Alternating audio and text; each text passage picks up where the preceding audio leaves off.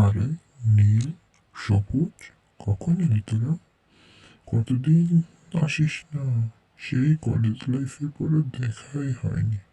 এখন আমি গ্রামে চলে গিয়েছি বলে আমাকে ভুলে গিয়েছিস নাকি? আর এই বন্ধুর কথা মনে পড়ে না, তাই না? বুঝেছি। এখন মনে হয় ভার্সিটিতে নতুন বন্ধু পেয়ে এখন আমাকে ভুলেই গিয়েছিস, তাই না বল? যাই হোক, তোর সেই পুরোনো জিনিস খোঁজার সেই চাকরিটার কি হলো বল? তোরা ওখানে বয়, আমি তোদের জন্য নাস্তার ব্যবস্থা করি, বুঝেছিস? আজ থাকবি তো এখানে? হ্যাঁ, থাকবো তো। আসলে এক রহস্যের সমাধান করতে এসেছি তোদের বাসায়। তোদের বাড়ির পাশে যে জমিদার বাড়িটা ছিল না, সে বাড়ির যে তরবারিটা নিলামে বিক্রি হয়েছিল, সেটা তো আমিই কিনেছি। আর এই নিলামের এই ছুরির ইতিহাস আমি আমার বইয়ে একটি বই লিখে তাতে ছাপাবো, তাই জন্য এসেছি, বুঝেছিস? কি রে সবুজ, তুই একটু ব্যস্ত নাকি? কার সাথে ফোনে কথা বলছিলি? কি হয়েছে বল? এই দেখ সেই তরোয়ারি যেটা আমি কিনেছিলাম, দেখেছিস? এই তরোয়ারির রহস্য আমি সমাধান করেই ছাড়বো। এ কি করেছিস তুই? সত্যি সত্যি তরোয়ারি নিয়ে এসেছিস? এই তরোয়ারির পিছনে কত কালো রহস্য আছে তুই জানিস? তুই তো না জেনে শুনেই সব কিছু করে ফেলে আমাকে একটু বললিও না। আচ্ছা, সেসব পরে দেখা যাবে। এখন আমি তোদের ব্যাগটা নিয়ে আমাদের ঘরে রেখে আসি, তোরা একটু এখানে বস। আমি ঘর গুছিয়ে তোদের জন্য গেস্ট রুমটা খালি করে দিচ্ছি। ওখানে আজ রাতটা থাকবি, তারপর কাল দেখবো কি করা যায়। কাল সকাল সকাল গিয়ে তোদের ওখান থেকে ঘুরিয়ে আনবো, বুঝেছিস? আচ্ছা ঠিক আছে, তাহলে তুই যা। তাহলে তোরা একটু জিরিয়ে ফ্রেশ হয়ে নে। আমি তাহলে ব্যাগ ট্যাগ রেখে এসে আমি তাহলে যাই, বুঝেছিস? ব্যাগটা গুছিয়ে রেখে আসি, আর রুমটা ঠিক করে দিচ্ছি। আমি ওখানে থাকবো আর তোরা গেস্ট রুমে থাকবি, বুঝেছিস? তাহলে আমি যাই, দাঁড়া, যাই। আর তোরা একটু রেস্ট কর, ওই তরবারি নিয়ে আর অত ঘাটাঘাটি করার দরকার নেই। রেস্ট কর, কাল দেখা যাক। আর তুই কফি খা, আমরা আসছিস। যাই তাড়াতাড়ি গিয়ে ওদের জন্য রান্না করি। তাহলে তোরা এখনই চল, এখন বেশ বেলা হয়ে গিয়েছে, দুপুর হয়ে গিয়েছে। কাল রাতে ঠিকঠাক ঘুম হয়েছিল তো? আচ্ছা, অত কথা বলার দরকার নেই, চল এখন শিগগিরই যাই, না হলে সন্ধে হয়ে যাবে। আর সন্ধে হয়ে গেলে অনেক ঝামেলা। যাই, ওই দিকটা তো বেশি ভালো না, যদি না গেলে কিছু হতো না। আচ্ছা তাহলে চল, আমি তাহলে তরবারিটা বেরো করে আনি।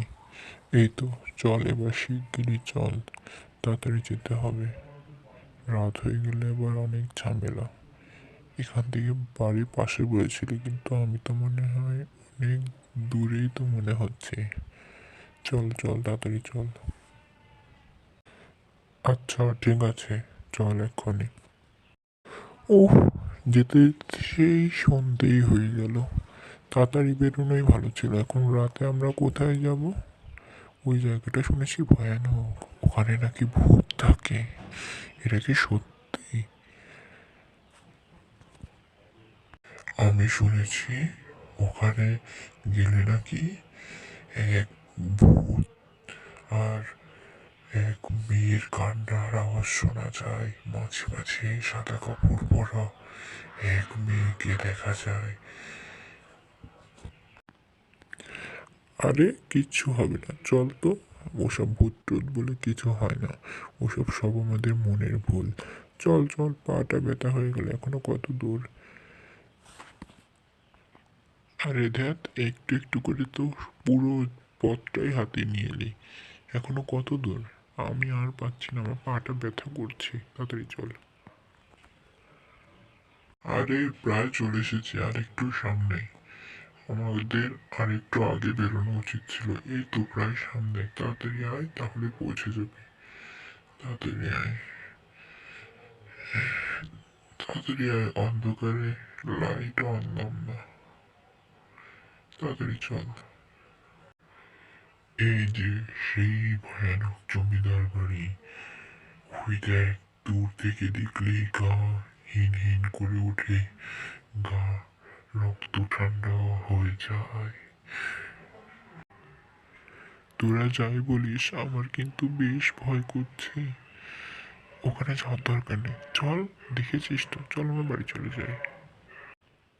ধ্যাত, ভিতর ডিম একটা, কিচ্ছু হবে না। চল, আজ এই রহস্য ভেদ করেই ছাড়বো, তাড়াতাড়ি চল।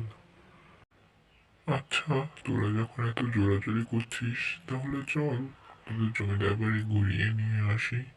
কিন্তু ওখানে গিয়ে যদি খারাপ কিছু দেখে ফেলিস, তখন কিন্তু আমার কিছু করার নেই। চল। আরে কিচ্ছু হবে না, চল তো, কোনো সমস্যা নেই, তাড়াতাড়ি চল।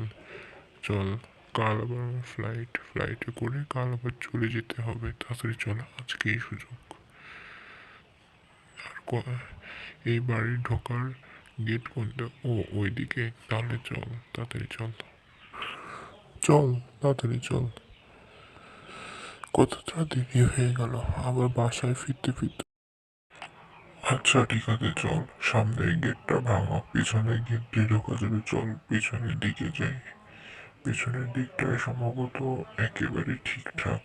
চল, পিছনের গেট দিয়ে গেলে কোনো সমস্যা হবে না। এই দেখ সেই ভূতের বাড়ি, যা দেখার জন্য তোরা অত দূর থেকে ছুটে এসেছিস। এখানে তেমন কিছু নেই, কিন্তু শোনা যায় এখানে নাকি সাদা শাড়ি পরা একটা মেয়েকে মাঝে মাঝে দেখা যায়, যার সাথে জমিদারের ছেলের সম্পর্ক ছিল। তারপর তাকে নাকি মেরে ফেলেছে। কি করুণ কাহিনী। এখন জানি না কতটা সত্যি আর কতটা মিথ্যা। কাহিনী তো আমিও শুনেছি, কিন্তু ভূতের দেখা তো পেলাম না। এই নাকি তোদের ভূত? আচ্ছা, এই যে সে তরবারি, চল খুঁজে দেখি আশেপাশে কোনো কিছু আছে কিনা।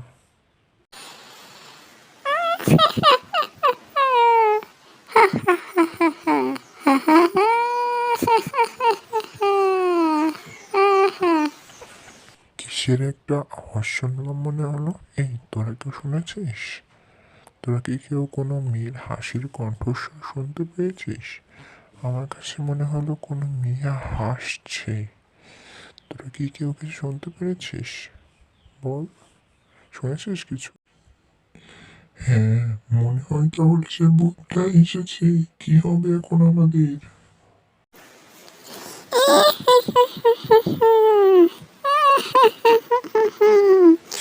তোরা এখানে কেন এসেছিস? আজ তোদের ঘাড় মোটকে আমি আমি মুক্তি পাবো। কে তুমি? এখানে কি চাই? এখানে কেন এসেছিস শয়তানের দল? বল কেন এসেছিস? আমি পুরনো জিনিস বিক্রির ব্যবসা করি, আর একটা বই লিখছি। আর এই তরবারি সম্পর্কে সকল তথ্য আমি শুনেছি, তাই পর্যবেক্ষণ করতে এসেছি। এই সম্পর্কে একটা বই লিখবো। তোদের এত বড় সাহস! কষ্ট হচ্ছে। মর মর, দাঁড়া, তোদের আজ মেরেই ফেলবো। তোরা এখানে এসে ভালো করিসনি শয়তানের দল। এই ছুরি নিয়ে আমার সামনে থেকে দূর হ। এই ছুরি নিয়ে আমার কাছে আসলে কিন্তু তোদের ভালো হবে না। তোদেরকে আমি মেরে ফেলবো, আর মুটকিতে রক্ত খাবো আমি। দূর হয়ে যায় এখান থেকে। আমরা তোমার কোনো ক্ষতি করব না। তুমি শুধু আমাদের বলো যে তোমার সাথে কি হয়েছিল। আমি সেটা আমার বইয়ে লিখতে চাই। বুঝেছো? আমি তোমাদের কোনো ক্ষতি করব না। আমি এই তরবারির রহস্য জানতে চাই। আচ্ছা, তাহলে বলছি। অনেক বছর আগের কথা, যখন আমি একটা ছেলেকে ভালোবেসেছিলাম। একদিন যখন আমি জমিদার মশাইদের বাড়ি যাচ্ছিলাম, আমার ভালোবাসার কাছে তখনই হঠাৎ জমিদার মশাই আমাকে দেখে ফেলে।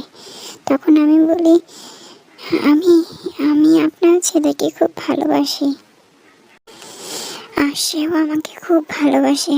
আমরা দুইজন দুজনকে খুব ভালোবাসি, আমরা দুজন দুজনকে বিয়ে করতে চাই। আর তারপর সে আমাকে নিষ্ঠুরভাবে মারে। আমি তার কাছে অনেক মাপ চাই। তিনি আমাকে বলেন যে, হতচ্ছাড়ি মেয়ে, তুই কখনো আমার ছেলের বউ হতে পারবি না। সাধারণ একটা কৃষকের ঘরের মেয়ে আমার মেয়ে ঘরের বৌমা হওয়ার স্বপ্ন দেখিস? এই ছুরি দিয়ে তোকে আজ মেরেই ফেলবো, দেখ মেরেই ফেলবো। তাই বলে আমার উপর নির্মমভাবে ছুরি দিয়ে আঘাত করে। আমি তারপর ধীরে ধীরে যখনই ছুরি আঘাত সহ্য না করতে পারি, তখন সেখান থেকে পালানোর চেষ্টা করি, কিন্তু সে আমাকে রাতের বেলা অন্ধকারে মেরে ফেলে। আর এভাবে আমার জীবনে একটা কালো অধ্যায় শেষ হয়। আর তারপর থেকে এই ছুরির ঘটনা সবাই জানে। আর এই তরোয়ারি তারপর থেকে এখানেই পড়েছিল। তারপর যখন তার ছেলে এখানে আসে, তখন এই তরোয়ারিটা বিক্রি করে দেয়। তাই তোরা এই তরোয়ারি নিয়ে আমার কাছে এসেছিস? তাই ওই তরোয়ারি দেখলে আমি এখনো সহ্য করতে পারি না, আমার খুবই কষ্ট হয়, আমার আত্মা এখনো শান্তি পায়নি। আচ্ছা, তাহলে বলো তোমার আত্মা কি করলে শান্তি পাবে? আমরা তোমার জন্য তাই করব, বলো তুমি। তার জন্য তোদের এই জমিদারির পেছনে যে কবরস্থানটা আছে, ওখানে গিয়ে আমার কবরটা খুঁজে বের করতে হবে। তারপর এই ছুরি দিয়ে যখন আবার ওই কবরে আঘাত করা হবে, তখনই আমার আত্মা মুক্তি পাবে। এভাবেই আমার মুক্তি হবে। তাহলে তোরা যা, সেখানে আমি তোদের নিয়ে যাচ্ছি, চল। এখানে তো অনেক কবরই আছে, এখন বলবো কি করে যে তোমার কবর কোনটা? এই যে এই সামনে যে কবরটা দেখছিস, এটাই হলো আমার কবর। এখন এই কবরের উপর জোরে জোরে আঘাত করে এই ছুরি দিয়ে আঘাত করলে তারপরে আমি মুক্তি পাবো। তাহলে তোদের আর কোনো ক্ষতি করবো না। কই, আঘাত তো করছি কিন্তু কিছুই তো হচ্ছে না। তুমি কি বলছো এসব? কবরে আবার আঘাত করলে কিছু হয়? আমার মাথাটাও কেমন ঘুরছে। এখন কি করব? এমনি শুধু শুধু আঘাত করলে হবে না, ওই তরোয়ারি দিয়ে আঘাত করতে হবে, বুঝেছিস? তরোয়ারি দিয়ে জোরে জোরে আঘাত কর, তাহলেই আমি মুক্তি পাবো। আচ্ছা ঠিক আছে, জোরে জোরে আঘাত করছি, দেখি কি হয়। দাঁড়াও। ইয়া, আহ, এই তো, আঘাত তো করছি তো আঘাত। এবার আমি মুক্তি পাবো, এবার আমি মুক্তি পাবো, আমি মুক্তি পেয়েছি। ধন্যবাদ তোদের, ধন্যবাদ। আমি আসি, আমি মুক্ত, আমি মুক্ত, আমি আসি। ওহ, কি ঝামেলা! এই ডাইনির হাত থেকে তো বাঁচা গেল। যাক, এবার আমার গল্প হবে। এবার আমি এই তরবারির রহস্য ভেদ করে ফেলেছি।